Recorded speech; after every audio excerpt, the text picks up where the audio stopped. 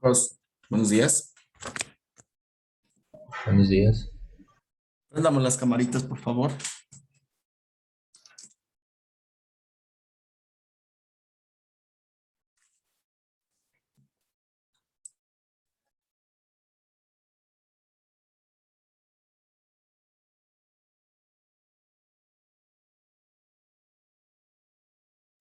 Vamos a hacer una pequeña revisión rapidísima de la clase pasada. Mírenme con las cámaras. Vamos a ver.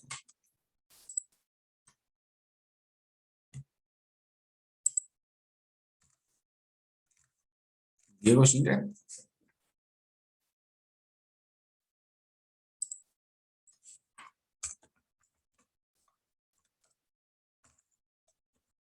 Diego.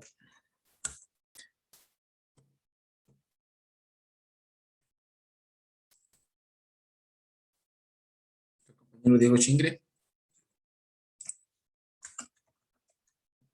Está conectado.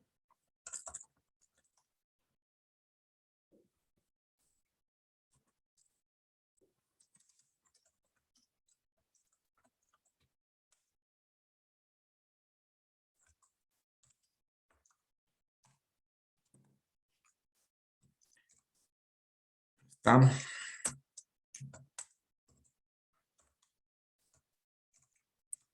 Mauricio Vázquez.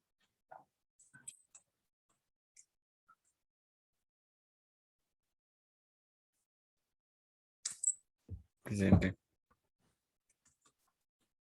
Ya, Mauricio está. A ver, coméntenos, Mauricio, sobre los inductores. ¿Qué es un inductor? ¿Qué es la inductancia? Disculpe, ¿qué es un inductor, dijo? Sí. ¿Y qué es la inductancia?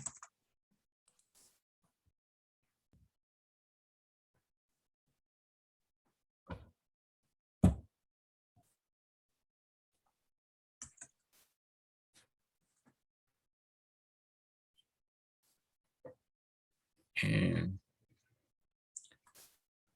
un inductor puede ser es un componente de alambre u otro conductor.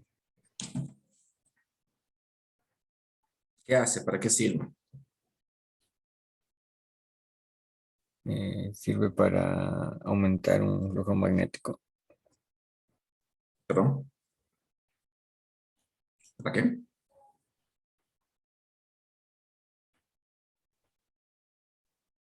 ¿No lo escuché? Que sirve para aumentar un flujo magnético. No. No. Jovin Urrego. Sí, ingeniero. La camarita, Jovin. ¿Qué es un inductor?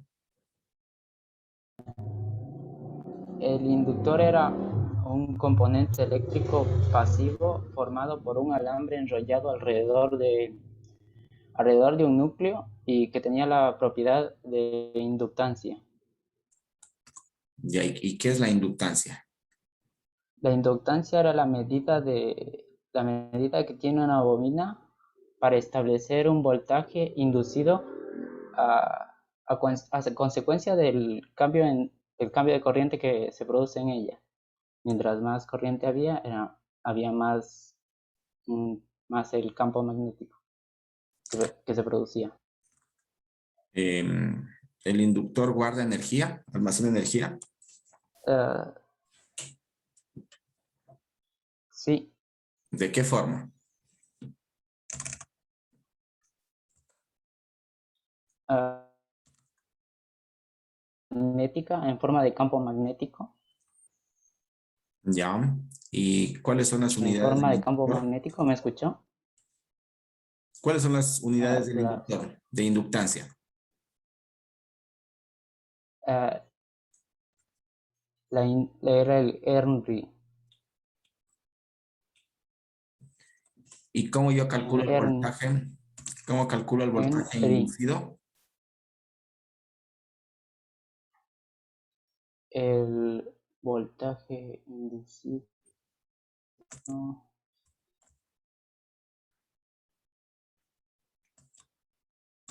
multiplicaba la división entre se multiplicaba para la razón del cambio de la corriente, y esto determinaba el voltaje inducido.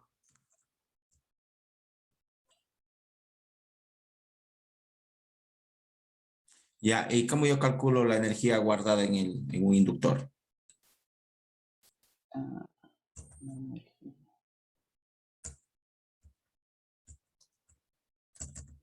La energía no era watts, un medio sobre la inductancia eh, por I al cuadrado, por la intensidad al cuadrado. Ya, gracias. ¿El compañero Shingle?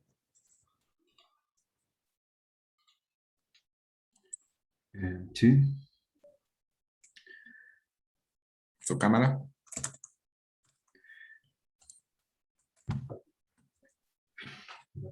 ¿Me puede comentar qué es la inductancia? Inductancia. Mm, Es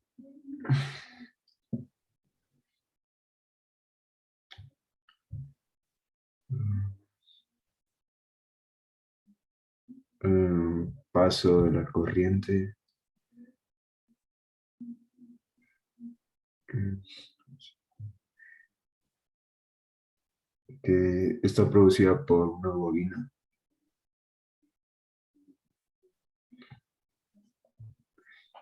¿Pero qué es?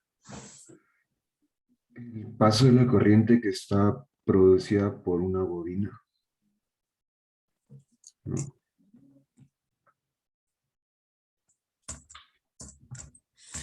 ¿Qué tipos de inductores tengo? Inductores fijos, variables.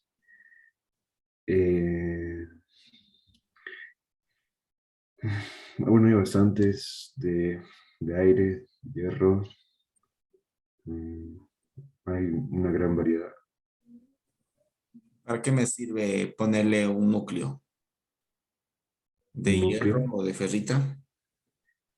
Eh, Cada uno tiene una diferente función. En este caso, eh, mm, creo que sirve para crear inductancia. Mm,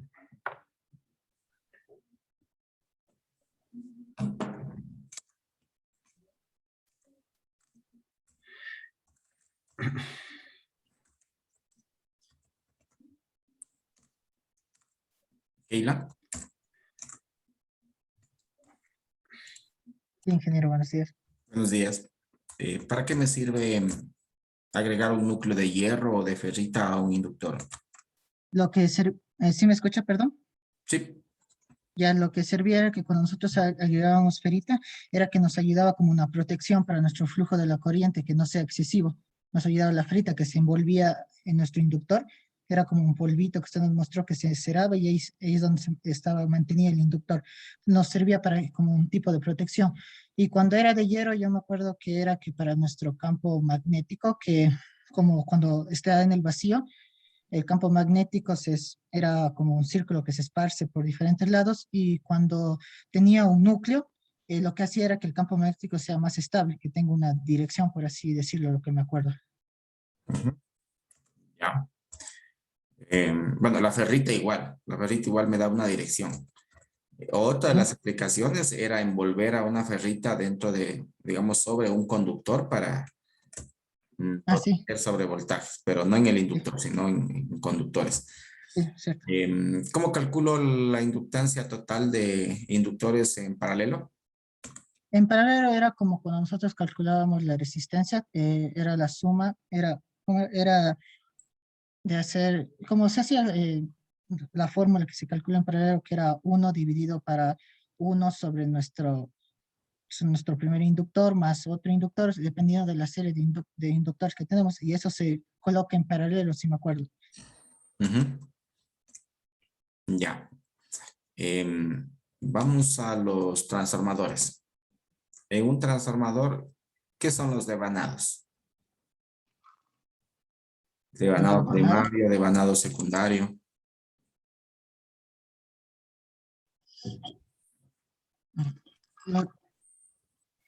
Lo, a ver, lo que yo me acuerdo es que cuando habían esos rebanados, que era el primario y el secundario, era de que lo que ocurría era que cuando teníamos dos iba a ir una cierta, iba a generar un campo magnético que un campo magnético que lo que ocurría iba a transferir dependiendo del voltaje que nosotros tengamos, le iba a transferir disminuyendo o aumentándolo. Y cuando era uno era que todo ocurría dentro de ese, no me acuerdo el nombre, de esa parte, no me acuerdo la segundo, más o menos de esas partes me acuerdo del transformador.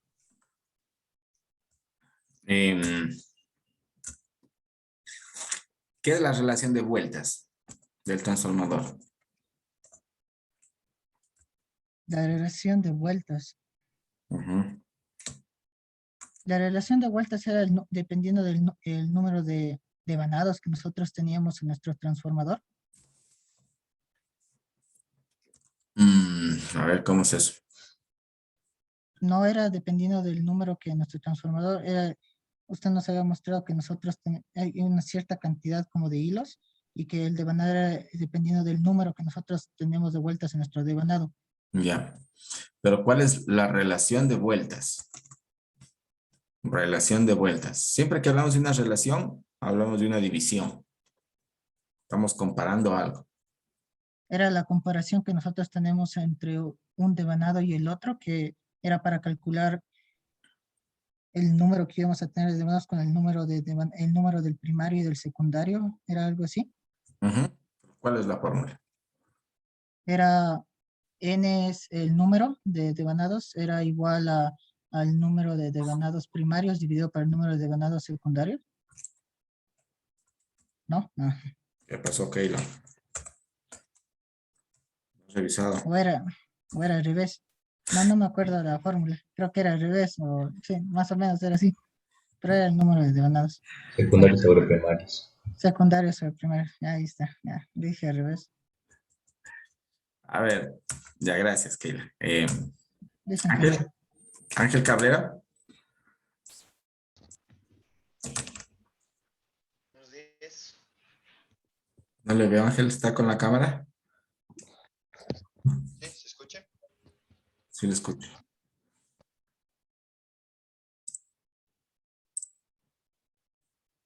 A ver. ¿Dónde está que no lo veo? ¿Sí me escucha? ¿Está con la cámara encendida? Sí. Ah, ya, Sí, ya, sí. ya lo vi. Ya, a ver, Brian. Coméntenos sobre el transformador. ¿Qué es la inductancia mutua del transformador? Se le llama la inductancia mutua. Eso es cuando se colocan de dos bobinas muy cerca entre ellas. Entonces se produce una corriente y esta corriente lo que provoca es que el voltaje inducido de una causa la inductancia de la otra, por lo que se produce la inductancia entre las dos bobinas. Ya. Entonces uno le provoca, le hace que la inductancia a la otra y la otra le hace la inductancia al otro. Entonces se produce una inductancia mutua. Ya. Con respecto a en un transformador, al cambio de fase, tanto de la entrada como la salida. ¿Cuándo se produce un cambio de fase entre la entrada y la salida? Un cambio de fase, dijo.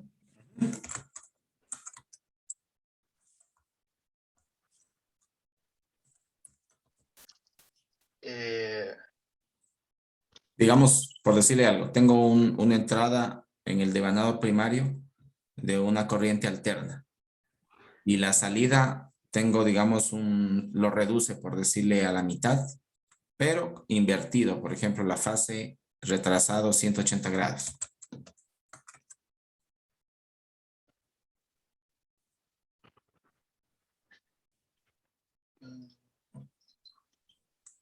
¿Cuándo se producía un desfase entre la entrada y la salida? Desfase. Cuando el transformador era... No.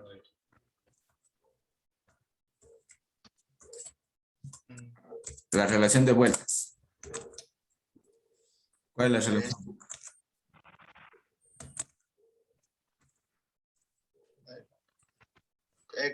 ¿Sí me puede repetir la pregunta? ¿Cómo era? ¿Qué es la relación de vueltas de un transformador? ¿Y cómo se calcula?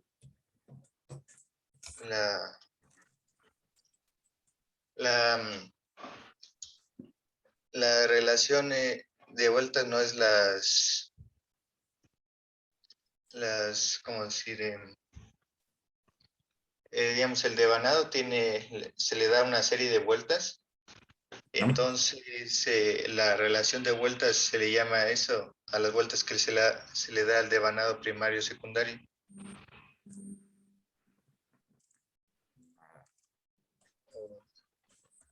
Y se calcula digamos, el número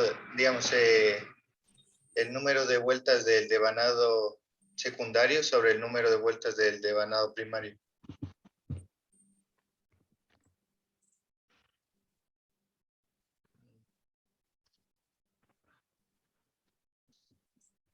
De vueltas.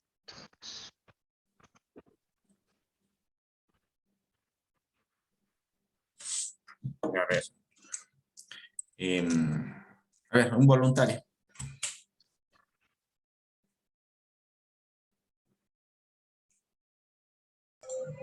¿Puedo yo? A ver, Patricio. ¿Cuándo se producía un desfase, Patricio, entre la entrada y la salida de un transformador? ¿Vale? Pregunta, disculpen. ¿Cuándo se produce el desfase entre la entrada y la salida de un transformador? Creo que era cuando cuando el voltaje que entra es diferente al que sale, ¿verdad? No. A ver, para que me entiendan la pregunta. Este es el transformador, ¿no es cierto? Aquí yo tengo el devanado primario. Y acá yo tengo el devanado secundario. Entonces, ¿qué sucede? Tengo dos formas. Tengo una cuando mi entrada en el primario, este es el devanado primario y este es el devanado secundario, o sea, la salida, ¿no? Entonces aquí se conecta la entrada y aquí se conecta la salida o la carga, ¿no? Vamos con una resistencia.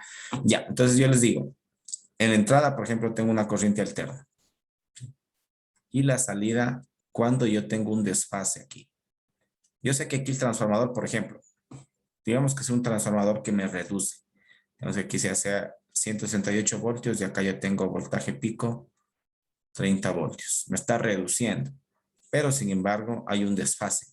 En este caso de 180 grados. ¿Cuándo se produce este desfase? Esa es la pregunta. Cuando la onda se mueve. ¿Pero qué tengo que hacer en el transformador para que haya ese desfase?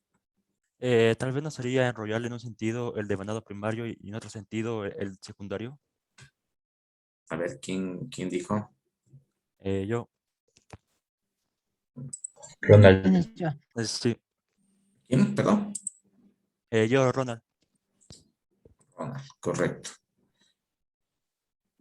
Ya, pues, Ronald Cuenca. Ya, sí.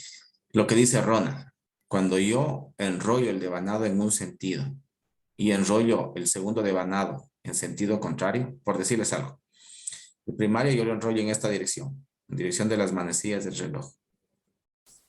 Y el secundario, en cambio, lo enrollo así, al contrario. Están enrollados en sentidos diferentes. Ahí se produce un desfase. Ahora, Ronald, ¿cuándo están en cambio en fase? cuando están en la misma dirección, ¿no? Exacto. ¿Cuándo están enrollados ambos en el mismo sentido? Ujú. ¿Ya? ¿Qué tipos de transformadores hay, Ronald? Hay el elevador y el reductor. Ya. ¿Qué es el elevador y qué es el reductor? Según tengo entendido, a ver, el elevador era donde el voltaje que era secundario era más grande que el primario y, y el, y el otro que sería el reductor es como decir, transformadores que tienen la capacidad de disminuir el voltaje de salida en relación al voltaje de entrada. Ya, Más o menos. perfecto. Ajá. Ahora, ¿cómo yo lo hago reductor y cómo lo hago elevador? Eh, Eso depende de la relación de las vueltas, creo, ¿no? Exacto. Del número de vueltas. Es correcto, gracias. Bien. Ya. Bien, Ronda. Ya. A ver, chicos, tienen que revisar. No estamos revisando. No sé qué pasa. No estamos revisando. Por cierto. En la clase pasada les había dejado una inquietud. No sé si alguien quiera comentarme respecto a esto. A ver dónde le anoté. Aquí está. A ver, les dejé esta inquietud. No sé quién pudo chequearlo. Les decía, bueno, hablábamos básicamente de la ley de conservación de la energía, ¿no? Decíamos que la energía no se crea ni se destruye, sino se transforma. Entonces, yo les consultaba cómo, entonces, si la energía se conserva, por ejemplo, en el caso de un parque eólico, ¿sí? De un aerogenerador. Dani, ¿quiere participar, Dani? No, profe, alguien me escribió. A ver, Keylan, ¿quién le escribió? Keylan. A ver, en el parque eólico hablamos, ¿no? Un aerogenerador transforma, decimos que transforma la energía, el movimiento del viento y lo convierte a través de un mecanismo a electricidad, ¿no es cierto? Entonces está transformando la energía de movimiento de viento a energía eléctrica, ¿sí? Entonces se conserva la energía. Ahora, lo que yo les preguntaba en la clase anterior era sobre el transformador, por ejemplo, el reductor. Pongamos por acá de nuevo. Vamos a usar esto. Ya, entonces tengo un transformador reductor. Entonces aquí en mi entrada tengo una señal grande, por ejemplo, de 168 voltios. Y acá tengo un reductor, ¿no? Entonces acá me está bajando en cambio a, por ejemplo, pongámosle 30 voltios. ¿Sí? Entonces la pregunta es, ¿se conserva aquí la energía? ¿Qué pasa con el resto de voltaje aquí? Se transforma en intensidad. O sea, la potencia de entrada es la misma potencia de salida. A ver, ¿quién fue, compañero? Jerick Espinosa. A ver, Jerry. Ya, está bien. Explíquele a los compañeros a qué se refiere con esto. La ley de conservación de energía, o sea, afecta a la potencia. La potencia de entrada de un devanado es la misma de salida del devanado secundario. Aquí, digamos, si el voltaje es de 168 y acá el voltaje es de 30, la intensidad con respecto al primer devanado aumenta, saliendo de la misma potencia, o en watts. Correcto. A ver, déjeme anotarle la participación. Jerry.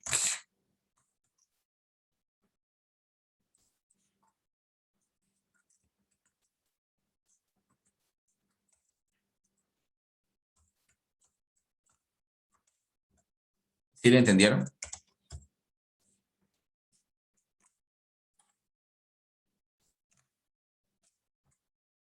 ¿Le entendieron o no le entendieron al compañero? No, ingeniero, ¿puede repetir? No. Por favor. Ya. ¿Puede ayudar, por favor? A ver.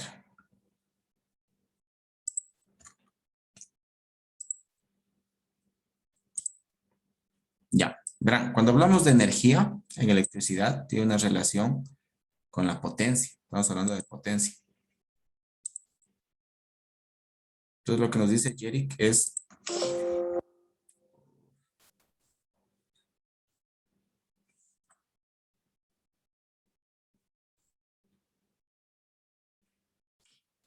Me dice lo siguiente, Cherik. Me dice que, uy, se me borró acá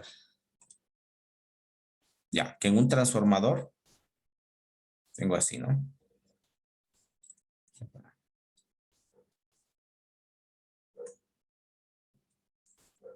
Tengo un transformador reductor. Entonces, aquí tengo la entrada. Tengo una entrada de un voltaje, por ejemplo, de 168 voltios. Y acá me sale 30 voltios. Entonces, ¿cómo se está conservando la energía? Se está conservando.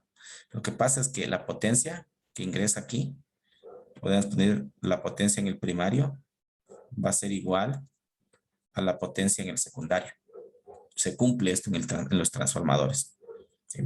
Ahora, ¿recuerdan ustedes la potencia que era igual? Pues la potencia era igual al voltaje, que hablamos del voltaje, ¿no? Y la corriente. Recuerden que siempre... Uy, espérenme un momentito, se me llena el disco. Bueno, esperemos no se me corte la grabación. Me avisan si se corta la grabación, ¿ya?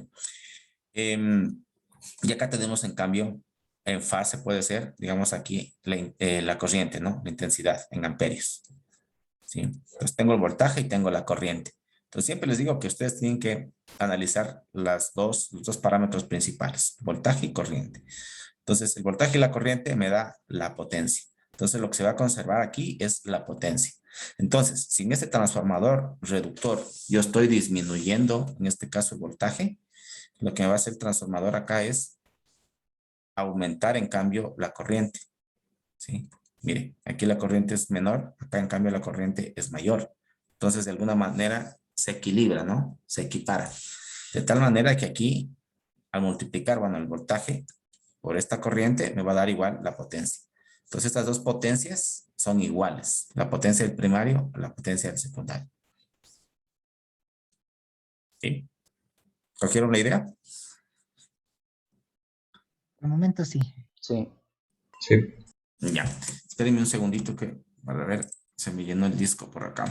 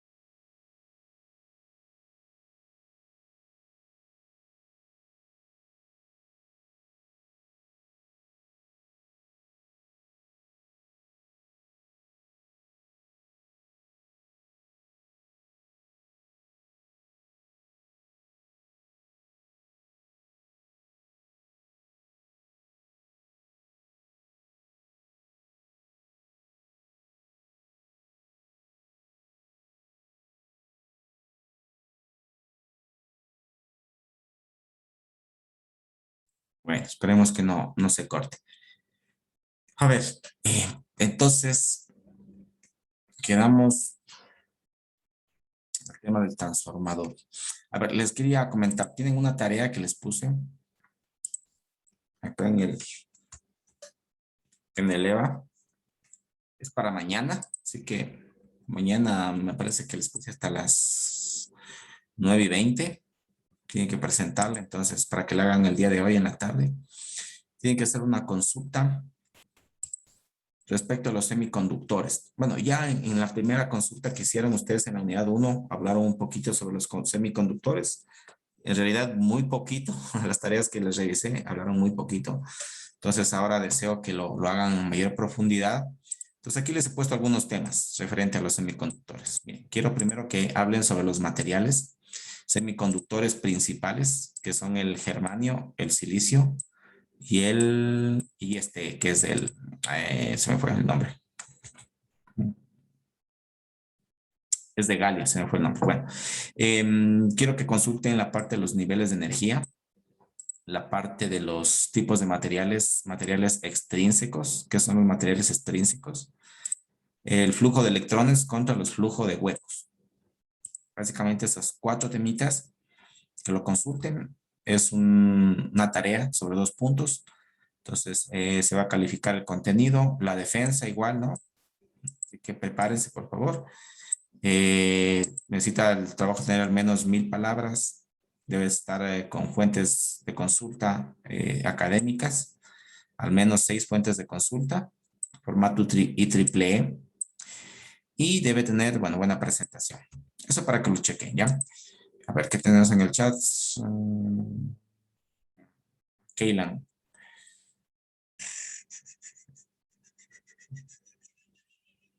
¿Sí? ¿Qué pasó? ¿Que les están hackeando o qué? ¿Qué cosa que no hice nada? ¿Qué pasó? En el chat.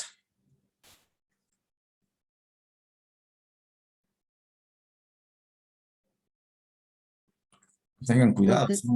Lo que están poniendo es que dice que hay otra persona que tiene el nombre del Dani que está poniendo cosas. Cuiden por favor sus credenciales. Son futuros ingenieros en sistemas y se deja hackear. No pueden dejarse hacer eso. Son, como se dice, casa de herrero, cuchillo de palo. Tienen todas las medidas de seguridad necesarias. Sí, por favor, tengan cuidado en eso.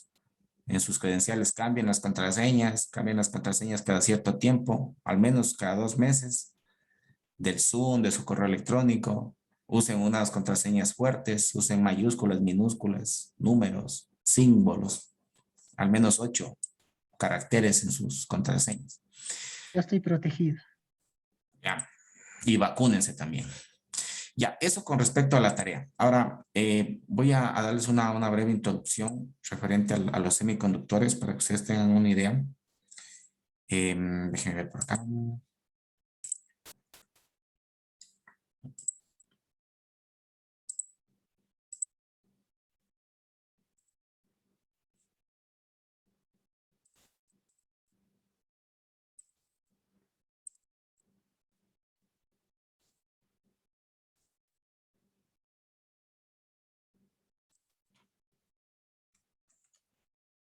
Ya, entonces, bueno, hay un tema que es súper interesante referente a los semiconductores porque digamos que a nivel de la historia ha formado ciertos hitos, ¿no? Que han cambiado cómo vemos el mundo, varios cambios tecnológicos que han hecho que el mundo cambie. Entonces, uno de estos, digamos, descubrimientos principales fue la construcción del transistor. Sí, fue uno de los hitos más importantes de la historia dentro de la parte de la electrónica. Entonces, aquí viene algo interesante porque nosotros, bueno, en la parte de electricidad hemos estado analizando ya algunos elementos electrónicos, ¿no? Que nos ayudan a controlar el flujo de energía eléctrica. Y esto pues se ha podido lograr gracias a, por una parte, el desarrollo de la industria, ¿no? Desarrollo de fabricación de elementos, la compactación o la integración de elementos electrónicos, ¿no? Por ejemplo, miren, hemos llegado de esto? Primero que nada, vamos a ir un poquito en la historia. Tenemos lo que es la electrónica de válvulas o de tubos de vacío. Vamos a ponerle tubo. ¿Está compartiendo algo, ingeniero? No está ¿No se ve? compartiendo pantalla. Ya. Tenemos lo que es la parte de los tubos de vacío. Electrónica de tubos de vacío.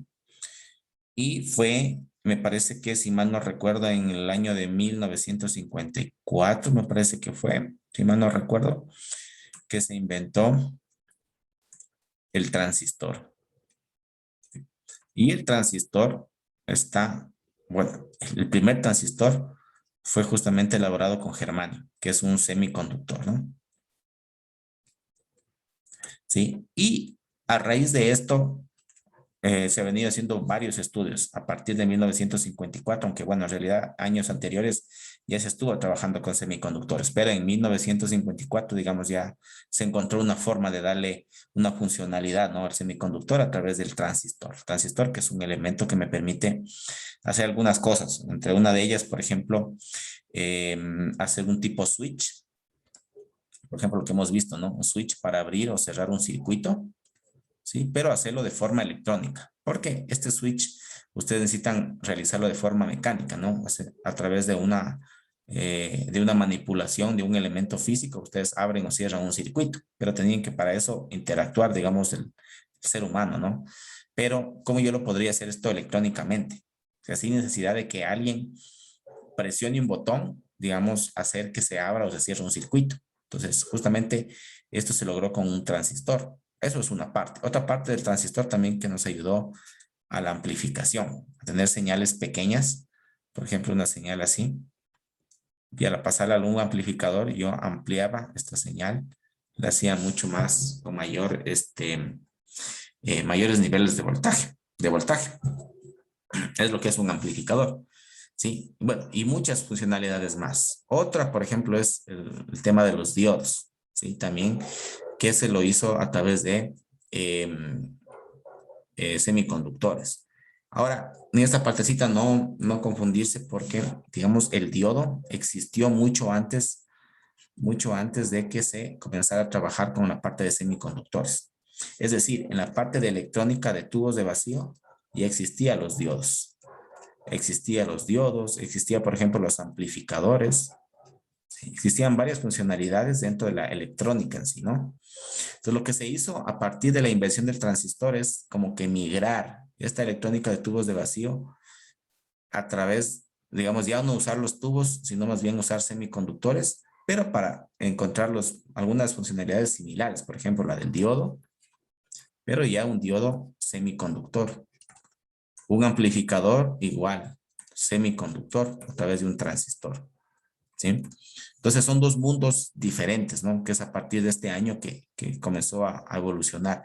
Entonces, esto de aquí, la electrónica antigua, digamos, es la electrónica de tubos de vacío. Y digamos, la que se la utiliza a través de semiconductores es la que se conoce como la electrónica. ¿Alguien sabe?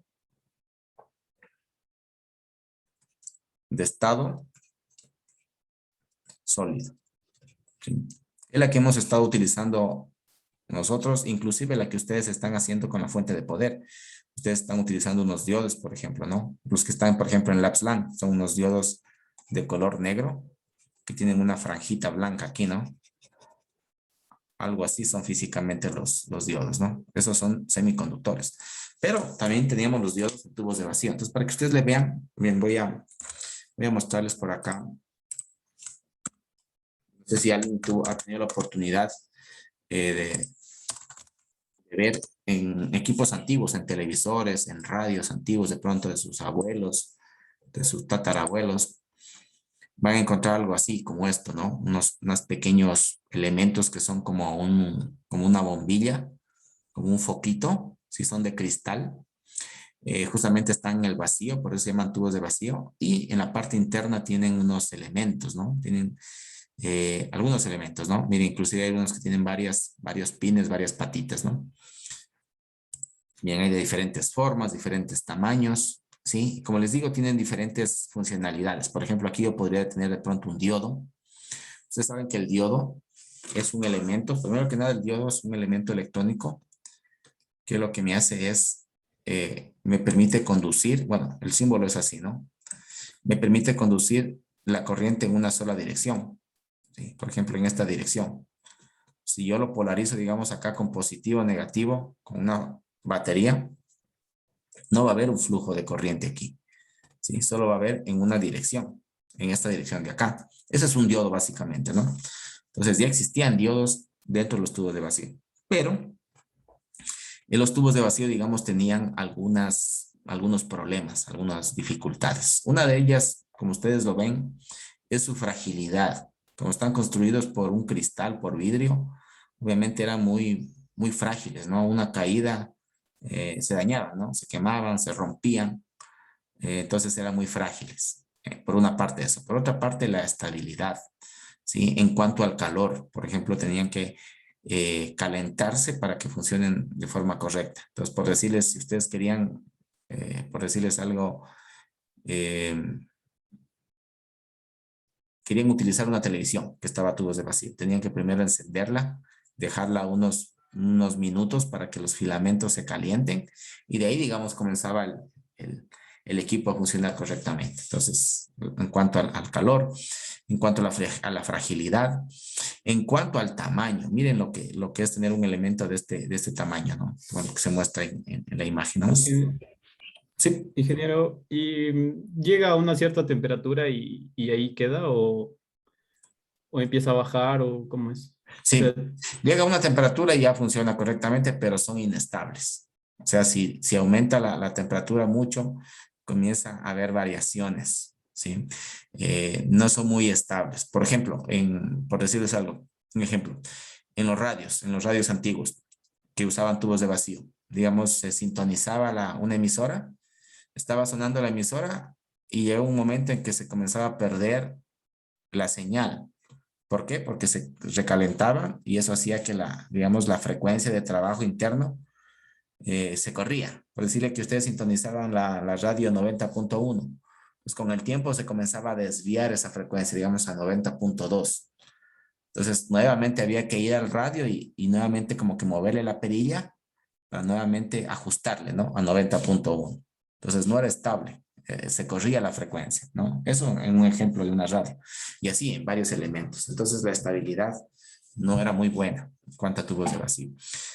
Por otra parte, les decía el tamaño. Entonces, imagínense más o menos para tener, digamos, un teléfono celular, solamente un teléfono básico que haga llamadas telefónicas con tubos de vacío, para que tengan una idea, se necesitaría un circuito del tamaño de un edificio de algunos metros de altura, para que tengan una idea. Entonces, digamos que con esta electrónica no hubiéramos llegado de pronto a tener las aplicaciones que tenemos hoy día. Un teléfono celular, un computador, ¿sí? Lo que hemos logrado ahora con esta electrónica que les digo que está basada en semiconductores, la electrónica del estado sólido, es que hemos corregido estos problemas que les digo. Por una parte, la fragilidad. Por otra parte, el tamaño. Hemos reducido. Imagínense que ahora tenemos en un circuito integrado hacer muchas operaciones, ¿sí? Y hablamos de un circuito integrado que tiene, qué sé yo, unos pocos centímetros, unos 2,5 centímetros, unos 3 centímetros de tamaño, ¿no? Mientras que un tubo, pues obviamente era inmenso y deberíamos tener, digamos, para las mismas funcionalidades de un circuito integrado, una placa de, qué sé yo, del tamaño de un estadio, por ejemplo, de un estadio de fútbol, más o menos para que tengan una idea. Entonces, a raíz de esto, a raíz de la invención del transistor, vino también otro hito importante. Digamos que este es como que un hito importante, por ejemplo, como la nacida de Jesús, ¿no? Que fue, digamos, puso un hito, ¿no?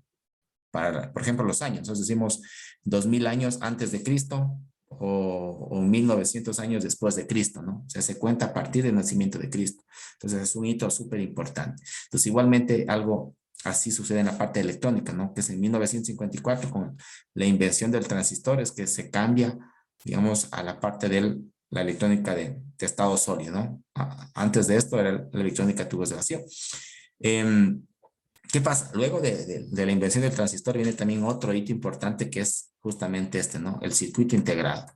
Es decir, ya estos transistores, en cambio de tener millones de transistores integrados dentro de un chip, ¿sí? Es decir, yo tengo un circuito entero que me hace una, por así yo puedo tener un pequeño computador dentro de un chip, ¿sí? Eso se llaman los microcontroladores. Bueno, ya hemos de hablar en algún momento sobre esto, pero para que tengan una idea, ¿no?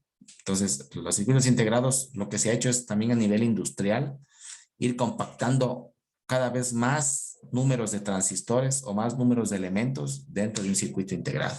Y viene, bueno, lo que se llama la ley de Moore, bueno, que en realidad es una ley empírica. Moore nos dice que cada año en un circuito integrado se va a duplicar la capacidad que tiene de integración, ¿sí? Y esta ley se ha venido cumpliendo con los años. Es decir, cada año que pasa, ¿sí? Yo voy a poder integrar muchos más elementos en un chip. Y es lo que pasa, por ejemplo, con los procesadores de los computadores, ¿no? Cada vez ustedes ven que son mucho más potentes, ¿no? De doble núcleo, de 4 núcleos, y trabajan a velocidades mucho más amplias, ¿sí? Porque se logra compactar mucho más dentro de un chip. Pero obviamente hemos de llegar a un límite, porque ya estamos viendo en la actualidad que ya comienza a haber problemas con la compactación, ya comienza a haber recalentamiento de los integrados. Bueno, los problemas que se están dando. Bueno, eso, ¿qué más les quería comentar? Déjenme ver, ¿qué hora es? 5 minutitos. Les quería mostrar. Entonces, ¿ustedes qué creen? Miren, ¿ustedes creen que esta electrónica ya es caduca? Tubos de vacío. De pronto pueden tener otras funcionalidades. Ya, a ver, en el chat nos dice Eric, la ley de Moore. La ley de Moore. Si pueden, consulten, también lean un poquito sobre la ley de Moore. Es importante que ustedes lo conozcan dentro de su carrera. A ver, voy a ponerles la electrónica de estado sólido.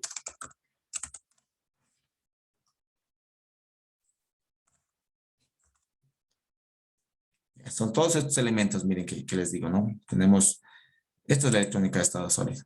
Miren, tenemos los capacitores, tenemos transistores, reguladores de voltaje. Aquí tenemos un puente de diodos, tenemos transistores, circuitos integrados. Acá miren, hay diferentes tipos de transistores, también tipo MOSFET. Bueno, es una variedad de dispositivos que tenemos en la parte de estado sólido.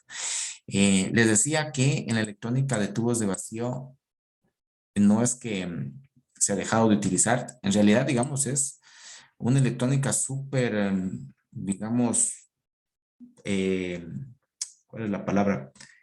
Bien lujosa, podríamos decirlo, ¿sí? Porque, si bien es cierto, la electrónica de estado sólido es más popular por todas las ventajas que tiene, obviamente su popularidad ha hecho que en la fabricación, al hacerlo en grandes números, ¿no? A gran escala, sus precios disminuyan, ¿no? Estamos hablando de elementos súper baratos. En la parte de tubos de vacío, como ya no se utiliza mucho, es mucho más caro. Pero se utiliza, por ejemplo, en la parte de transmisores de radio. Por ejemplo, la radio AM utilizan todavía tubos de vacío. Y una parte muy importante es en la parte de la música. Amplificadores, por ejemplo, no sé si habrá algún músico por aquí. Amplificadores de bulbos que se utilizan. ¿Perdón? Amplificadores de bulbos, sí, creo que se llaman. De válvulas. Miren, estos son amplificadores que actualmente los comercializan, miren. ¿Sí? Aquí están justamente los tubitos, ustedes pueden ver, ¿no? Y son amplificadores para instrumentos, ¿no? Podemos hablar para una guitarra eléctrica, para un sintetizador, ¿sí? Diferentes instrumentos, ¿no? Miren, sí, son amplificadores costosos, lujosos en realidad. Entonces se sigue utilizando.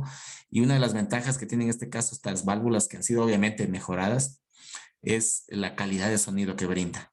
Sí, tenemos, bueno, tienen unas características especiales en cuanto a los armónicos que puede generar en el sonido. Entonces, eso obviamente es muy valorado dentro de la parte de la música, porque la calidad, digamos, que puede brindar es superior, ¿no? Con un amplificador, por ejemplo, de estado sólido. Entonces, sí, digamos, para estudios súper profesionales, por ejemplo, estudios de grabación, se cuenta con elementos de este tipo. Entonces, sí se sigue utilizando, pero para aplicaciones súper específicas. Para la parte analógica, sobre todo, ¿no? Para la parte digital, más utilizamos de ahora estado sólido, lo que son computadores, lo que son teléfonos celulares, tablets, y todo lo que es la parte electrónica digital, se utiliza estado sólido, ¿sí? Circuitos integrados, básicamente, ¿no? Chips.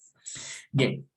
Entonces, chicos, estamos ya con el tiempo. Vamos a quedar hasta ahí con esta pequeña introducción de lo que es esta división de estos dos mundos, dos grandes mundos de la electrónica, estado sólido y válvulas de vacío, para introducirnos a la parte de la electrónica de estado sólido. Y para eso tenemos que obviamente entender los semiconductores. Entonces ya estudiamos en la primera unidad un poquito, inclusive la estructura atómica de los materiales, para entender también el funcionamiento de los conductores y de los aislantes.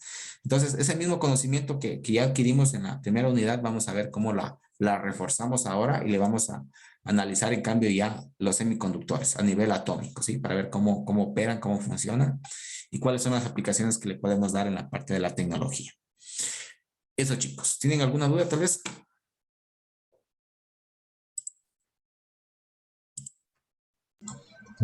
Tal vez, o sea, algunos componentes eléctricos se los puede fabricar así con materiales básicos. Un bulbo se lo puede, perdón, eso se fue el nombre. Los de bulbos, válvulas, perdón, ¿se los puede fabricar a mano o es más complicado o lleva materiales muy complejos? Sí, bueno, la fabricación es industrial en realidad, porque como son en el vacío, obviamente bueno, como su nombre lo dice, ¿no? O sea, tratan de extraer el aire del interior de los elementos. Entonces, obviamente, para eso se necesita tener eh, equipos industriales para poder hacer eso. Sí. Ah, ok. No es muy sencillo hacer un elemento casero. Igual en la electrónica del estado sólido, igual, es industrial. Elementos, solamente lo que podríamos fabricar nosotros, algo sencillo, podría ser los inductores, ¿no? Que es a través de un embobinado. Inductores o los transformadores, ¿sí? Cosas así. Pero, por ejemplo, los resistores, igual, industrial. Capacitores, igual, industrial. Sí, se podría hacer de pronto como forma experimental, pero ya a nivel profesional, obviamente, para trabajar sobre circuitos ya para una aplicación ya, para un usuario, para ya aplicaciones que estén en producción, obviamente es recomendable pues ya utilizar elementos industrializados, ¿no? Fabricados. Inclusive dentro de la industria mismo existen subdivisiones, ¿no? En cuanto a costos, en cuanto a precios. Hay elementos que son más baratos, elementos que son más costosos. Depende del diseño, ¿no? Lo que ustedes vayan a hacer, ¿no? Si le quieren dar prioridad, por ejemplo, a que un circuito sea óptimo en potencia, ¿no? ¿Qué quiere decir? Quiere decir que consuma poca energía. Eso sobre todo para aplicaciones móviles. Por ejemplo, un celular. El celular se necesita que sea lo más óptimo posible en potencia para que no me gaste muchos recursos de la batería, ¿sí? Entonces ahí se necesita utilizar ciertos elementos que obviamente van a ser un poco más costosos. Frente a aplicaciones que en cambio, digamos, no necesitamos que tenga tanta eficiencia y potencia porque va a estar trabajando, digamos, en un sitio fijo, ¿no? A través de una fuente de poder. Entonces se podría, digamos, economizar por ahí recursos. Entonces hay un sinnúmero en realidad de elementos que juegan dentro de la parte de diseño. Y ya lo hemos de ir tratando también esta parte. Me parece que esto lo tratamos en la asignatura de diseño de circuitos en el segundo ciclo, el siguiente ciclo, si es que pasamos, ¿no? Y ahí vamos a ver justamente lo que se llaman las familias de circuitos lógicos y vamos a ver qué características se toman en cuenta y cuál es su clasificación. Eso, chicos. ¿Alguna otra duda tal vez? Entonces, les dejo con la tarea para que la revisen, por favor. Verán que es hasta mañana, así que revísenla y léanla, entiéndanla, porque vamos a hablar sobre eso y tienen que defender su trabajo. Bien, quedamos hasta ahí entonces, chicos. Hasta el día de mañana. Gracias. Hasta luego. Hasta luego. Mañana.